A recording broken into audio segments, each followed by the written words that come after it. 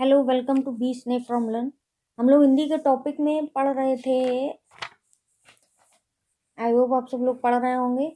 TET और C TET की तैयारी में जोर से होंगे। हम लोग हिंदी के टॉपिक में पढ़ रहे थे हिंदी वर्णमाला और विराम चिन्ह। क्या पढ़ रहे थे? हिंदी वर्णमाला और विराम चिन्ह। विराम चिन्ह अभी हमको पढ़ना था सघोष वर्ण। सघोष वर्ण पढ़ना था, अघोष वर्ण पढ़ना था, अल्प प्राण और महाप्राण। सघोष, अघोष वर्ण, अल्प प्राण और महाप्राण, ये वर्ण पढ़ने थे कि ये कौन कौन से होते हैं। ये वर्ण कौन कौन से होते हैं। तो अब हम पहले आ जाते हैं अघोष वर्ण, सघोष वर्ण। अघोष वर्ण और सघोष वर्ण क्या क्या होते हैं, हम इनमें आ जाते हैं पहले। तो अघोष वर्ण, अघोष अघोष व्यंजन, वर्ण नहीं व्यंजन होगा। तो अघोष व्यंजन हमारे क्या होते हैं? अघोष व्यंजन ये होते हैं जो हम लोग को का वर्ग और पा वर्ग, टा वर्ग ये लिख रहे थे, का से लेके पा वर्ग। ये इनमें से ये का वर्ग हो गया। ये क्या हो गया? का वर्ग हो गया। तो इनमें से जो पहला और दूसरा होगा वो होगा अघोष। पहला और दूसरा वर्ण क्या होगा? अघोष। बाकी ये तीन वर्ण होंगे, ये क्या होंगे? सॉरी, तीसरा और चौथा। तीसरा और चौथा क्या होगा? सघोष। तीसरा और चौथा क्या होगा? सघोष। पहला और दूसरा होगा, पहला और दूसरा होगा अघोष। और दूसरा, तीसरा और चौथा, ये पहला हो गया, ये दूसरा व्यंजन हो गया, ये तीसरा व्यंजन हो गया, ये चौथा व्यंजन हो गया। तो आप समझ गए ना? पहला और दूसरा अघोष व्यंजन हो गया, तीसरा और चौथा सघोष व्यंजन हो गया। तीसरा और चौथा क्या हो गया? सघोष व्यंजन हो गया। तो का खा पहला और दूसरा अघोष व्यंजन, तीसरा और चौथा सघोष व्यंजन। कंफ्यूज मत होइएगा, पहले इसको क्लियर रखिएगा कि पहला और दूसरा अघोष और तीसरा और चौथा सघोष व्यंजन। ठीक है, अब आते हैं अल्प प्राण और महाप्राण। इन दोनों को अलग अलग ही रखकर समझने की कोशिश की है। एक साथ मैच कराने लगेंगे ना तो कंफ्यूज हो जाएंगे। तो पहले अघोष और सघोष को समझ लीजिएगा। पहले अघोष, ये ध्यान रखिए कि पहले अघोष को ही रखेंगे। एक कॉन्सेप्ट क्लियर हो जाएगा। नहीं, पहले सघोष है, पहले आ आता है, वो स्वर में पहले आ ही आता है ना। तो हमने पहले आ रख के अघोष कर लिया, फिर हमने सघोष कर लिया। तो हमने पढ़ लिया कि अघोष में पहले और दूसरे होंगे वो अघोष हो जाएंगे, और तीसरे और जो चौथे होंगे वो सघोष हो जाएंगे। ठीक है, अब आते हैं अल्प प्राण महाप्राण। यहाँ भी हमने आ पहले रख लिया, माँ बाद में रखा। तो आ हम पहले ही रखेंगे, माँ हम बाद में ही रखेंगे। तो अल्प प्राण में क्या होगा? अल्प प्राण में क्या होगा कि का, खा, गा। इसमें क्या होगा कि इसमें अल्प प्राण जो होंगे वो, अल्प प्राण जो होंगे वो कौन कौन से होंगे वर्ण? वो होंगे पहला, तीसरा और पांचवा। यानी ये होगा, ये होगा और ये होगा। इनमें अल्टरनेट पे चलेगा। अल्प प्राण में पहला, तीसरा और पांचवा होगा। महाप्राण में क्या होगा? ये जो बचे वाले हैं ना, ये यानी दूसरा और चौथा, ये हमारे क्या हो जाएंगे? ये हमारे महाप्राण हो जाएंगे। हमारे क्या हो जाएंगे? महाप्राण हो जाएंगे। हमारे क्या हो जाएंगे? महाप्राण। आप समझ गए ना? यानी पहला, तीसरा और पांचवा सॉरी, पहला, तीसरा और पांचवा अल्प प्राण व्यंजन हो जाएंगे, और दूसरा और चौथा कौन सा हो जाएगा? महाप्राण व्यंजन। दूसरा और चौथा महाप्राण। अल्प प्राण और महाप्राण में ध्यान रखना अल्टरनेट चलेगा। और अघोष और सघोष में कंटिन्यू पहले और दूसरा अघोष हो जाएगा, और तीसरा और चौथा सघोष हो जाएगा। अल्प प्राण में पहला, तीसरा, चौथा, पहला, तीसरा, पांचवा हो जाएगा, और दूसरा और चौथा क्या हो जाएगा? महाप्राण हो जाएगा। आई थिंक अब कंफ्यूजन नहीं होगा। ये हमारा अघोष हो गया, ये हमारा सघोष हो गया, ये अल्प प्राण हो गया, और ये महाप्राण हो गया, महाप्राण व्यंजन हो गया। इनसे क्वेश्चन बहुत आ जाते हैं। इनमें से सघोष व्यंजन बताइए, इनमें से अघोष व्यंजन बताइए। अघोष व्यंजन में हमारा हो गया पहला और दूसरा, इसमें हो गया तीसरा और चौथा, इसमें हो गया 1, 3, 5, और इसमें हो गया दो और चार। आई थिंक अब क्लियर हो गया होगा क्या है ये 1 2 3। कावर पावर को टावर जो का से लेके पावर तक है, उनमें जो अक्षर होते हैं लिखे, जैसे हमने अभी लिखा का, खा, गा, घा और अंगा। इसमें ये पहले पे है, ये दूसरे पे है, तीसरे पे, चौथे पे, पांचवे पे, ऐसे ही पूरे का वर्ग से लेकर जो पूरे पा वर्ग तक होते हैं, का, चा वर्ग, टा वर्ग, ता वर्ग, पा वर्ग, ये पूरे, ये जो पहले दूसरे तीसरे चौथे पांचवे पे अक्षर आएंगे ना, उनमें से पहला और दूसरा अघोष हो जाएगा, तीसरा और चौथा सघोष हो जाएगा। पहला, तीसरा और पांचवा अल्पप्राण हो जाएगा, दूसरा और चौथा महाप्राण हो जाएगा। आई थिंक अब ये आपको क्लियर हो गया होगा, अब नहीं आप भूलेंगे। नेक्स्ट हमारा आता है संयुक्त व्यंजन। कभी कभी पूछ देता है कि संयुक्त व्यंजन क्या होता है और ये किन, मतलब जो अक्षर होते हैं वो किन किन दो अक्षरों से मिलकर बने होते हैं। तो संयुक्त व्यंजन, जैसा कि नाम से ही पता चल रहा है कि संयुक्त व्यंजन क्या होंगे, दो या दो से अधिक शब्दों, दो या दो से अधिक व्यंजनों से मिलकर जो शब्द बना होगा वो क्या होगा, दो या दो से अधिक व्यंजनों का जो संयोग कर रहा होगा वर्ण, वो क्या कहलाएगा, वो अक्षर जो होगा, दो या दो से अधिक शब्दों व्यंजनों के संयोग से जो अक्षर बनेगा वो हमारा क्या कहलाएगा, संयुक्त व्यंजन। जैसे छत्र, ज्ञा और श्रा, ये हमारे संयुक्त व्यंजन होते हैं। तो छा वर्ण जो है वो का प्लस सा से बना हुआ है। तो ये आ जाता है क्वेश्चन कि छा वर्ण का संयुक्त व्यंजन बताओ, कौन कौन से दो व्यंजन से मिलकर बना हुआ है।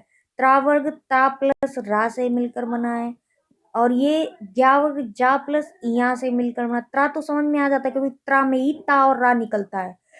छा वर्ग का और सा खटकोड़ वाली सा से मिलकर बना होता है। जो ये इया ज्ञा वर्ड होता है वो जा और इया से मिलकर बना होता है, जा और इया से। श्रा वर्ड किससे मिलकर बना होता है, शा प्लस रा। ये ध्यान रखिएगा कि ये वाला जो श्रा है, जिसको हम श्रीमान श्रीमती लिखते रहते हैं, ये वाला जो शा होता है ये वाली सा होती है। उसमें कौन सी सा होती है, ये वाली सा। तो ये वाली सा और रा से मिलकर हमारा संयुक्त व्यंजन बना होता है। चार व्यंजन होते हैं जो छा, का और सा, ता, ता और रा, क्या, जा और इया और श्रा, सा और रा से मिलकर बना होता है। तो ये हमारे संयुक्त व्यंजन हो गए। अब हमारा नेक्स्ट आ जाता है, ये हमने इंपॉर्टेंट टॉपिक पढ़ लिए। अब हमारा नेक्स्ट आ जाता है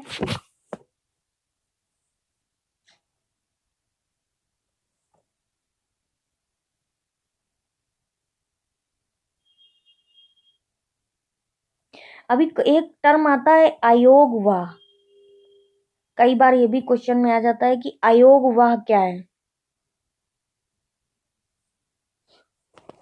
हिंदी की वर्णमाला के अनुसार, ये लिख लीजिएगा, हिंदी की वर्णमाला के अनुसार, हिंदी की वर्णमाला के अनुस्वार, अनुस्वार जो हमने पढ़े हैं लास्ट लेक्चर में, हिंदी की वर्णमाला के जो अनुस्वार होते हैं, अनुस्वार में ये चंद्र बिंदी हो गई, अनुस्वार में तथा विसर्ग, तथा विसर्ग, विसर्ग मतलब ये विसर्ग हो गए और अनुस्वार, अनुस्वार हो गए।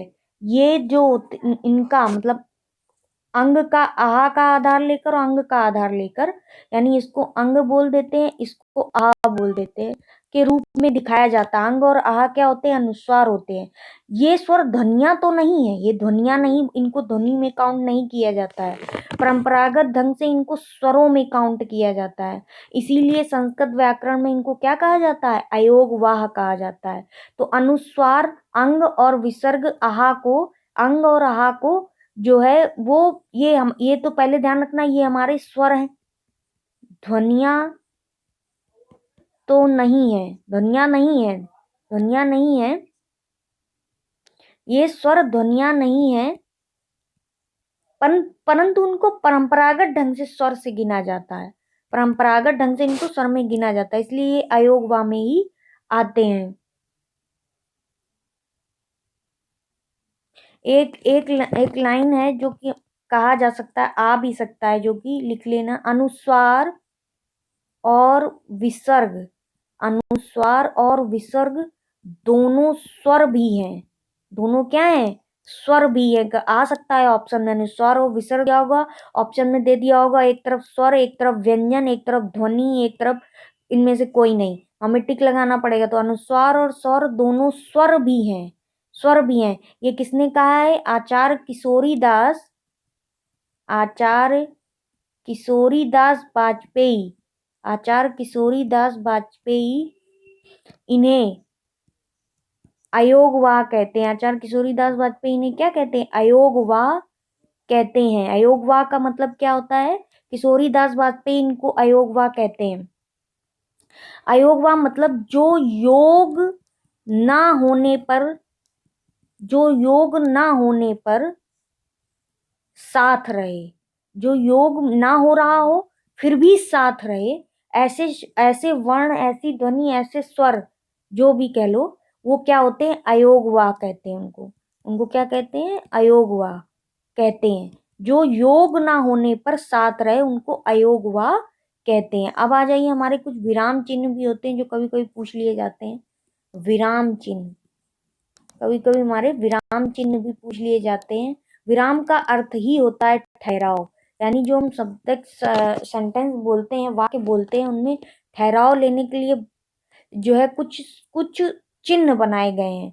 जब हम काम करते हैं तो समय समय पे बीच में रुकते हैं फिर आगे बढ़ते हैं, वैसे ही लेखन में भी हम क्या करते हैं, हमें विराम की आवश्यकता होती है, जिससे कि जो हम पढ़ते हैं कोई भी चीज लिखी हुई तो हमको वो विराम जब पढ़ते हैं तो हमको समझ में आता है कि ये क्वेश्चन पूछ रहा है, कि ये थोड़ा रुक रहा है ना, ये बहुत सरप्राइज्ड हो रहा है, तो वो जो है चिन्ह आते हैं उस चीज के लिए। कौन कौन से चिन्ह होते हैं,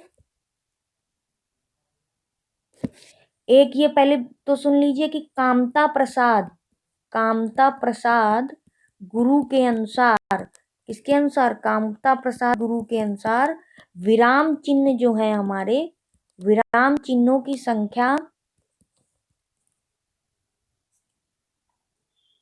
कामता प्रसाद गुरु के अनुसार विराम चिन्हों की संख्या 20 है। विराम चिन्हों की संख्या कितनी है, 20 है। ठीक है, अब हमारा आता है अल्प विराम। अल्प विराम क्या होता है, जैसे हम बोलते बोलते एक कॉमा लगा देते हैं, दिस इज अल्प विराम, ये क्या है, अल्प विराम, ये क्या है, अल्प विराम। अब अर्ध विराम क्या होता है, अर्ध विराम होता है एक पॉइंट और एक कॉमा।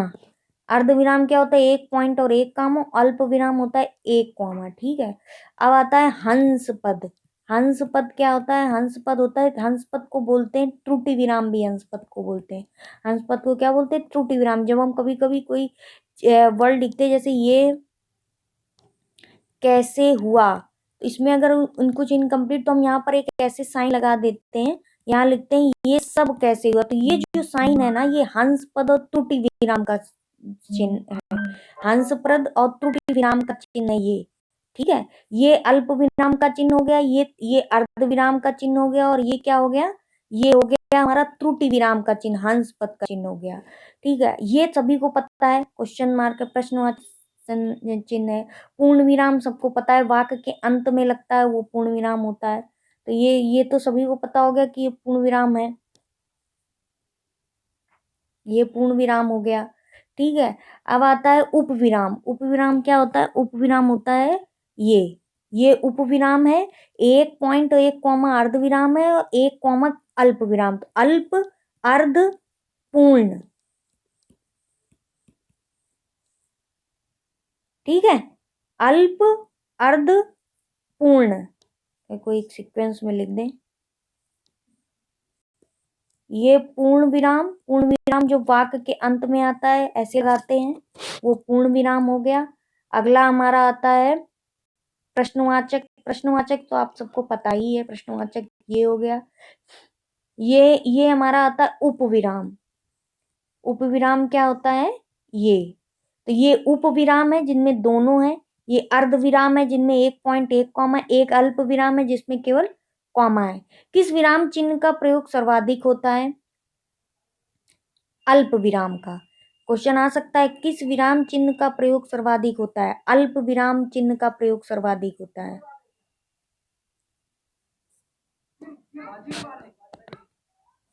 उद्धरण चिन्ह क्या होता है, एक उद्धरण चिन्ह भी होता है, उद्धरण चिन्ह। उद्धरण चिन्ह क्या होता है? ये चिन्ह जो होता है उद्धरण चिन्ह होता है।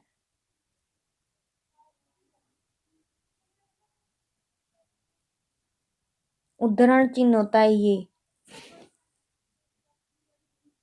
जब कोई कथन ज्यों का त्यों लिख दिया जाता है, जब कोई कथन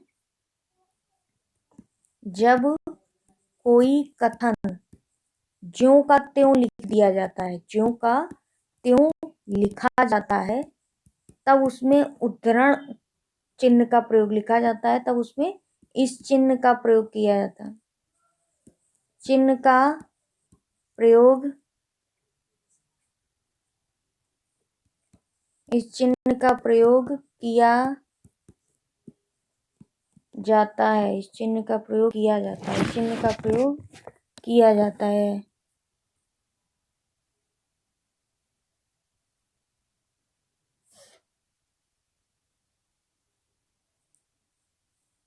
अब आता है कोष्टक चिन्ह, तो पता ही है, कोष्टक चिन्ह पता ही है। आश्चर्य चिन्ह भी पता है, आश्चर्य चिन्ह भी पता है। विस्मयादि चिन्ह होता है, ये करके ऐसे लगा देते हैं, तो ये तो पता ही है कि ये होता है। ठीक है, जो नहीं पता है वो केवल जो होता है ना वो बता देते हैं आपको, जो कि आने की जिनकी संभावनाएं बहुत रहती हैं।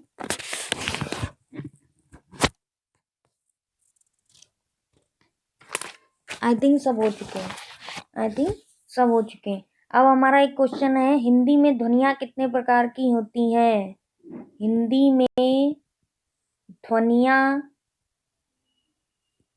कितने प्रकार की होती हैं? हिंदी में ध्वनियाँ कितने प्रकार की होती हैं? A option, B option, C option और डी ऑप्शन। हिंदी में ध्वनियाँ कितने प्रकार की होती हैं?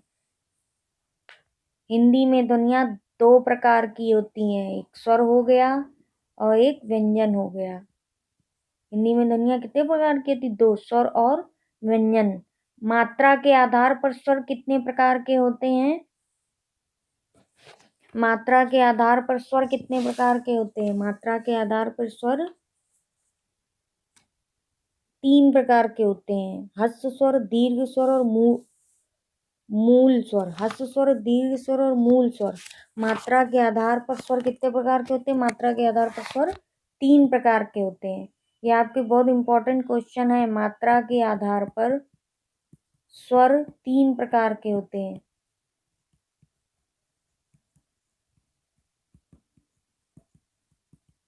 ऐसे कई क्वेश्चन है हमारे पास, अगर आप लोगों को चाहिए तो आप लोग लिखिए कि हमको ऐसे क्वेश्चंस चाहिए, तो हम ये पूरी सीट अभी इसको करा देते हैं, जिससे कि आपकी हेल्पफुल रहेगी टेट के लिए, स्पेशली टेट के लिए।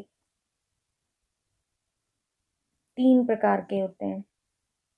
चलिए, थैंक यू। बताइएगा जैसा आपको इसमें लगे कि हम ये आपको सीट करानी चाहिए, तो हम ये सीट आपको करा देंगे। इसके लिए परेशान मत होइएगा। चलिए, थैंक यू सो मच।